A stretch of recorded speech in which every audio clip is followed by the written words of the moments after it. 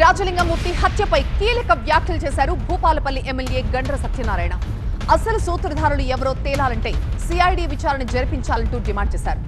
Medigadda case విషయంలో లింగమూర్తిని చంపారన్న అనుమానం ఉందన్నారు భూపాలపల్లి ఎమ్మెల్యే.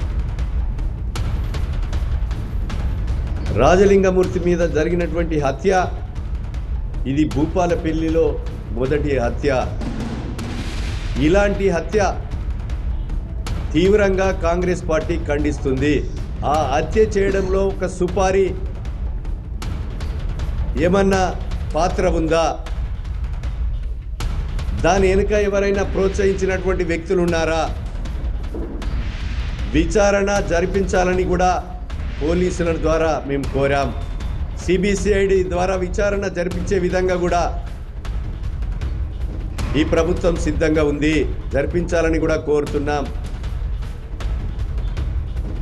మేడిగడ్డలో ఫిల్ చేయడం కానీ, ప్రభుత్వంలో ఇక్కడ ఉన్నటువంటి ప్రభుత్వ భూముల మీద కోర్టులో పిటిషన్ వేయడం కానీ,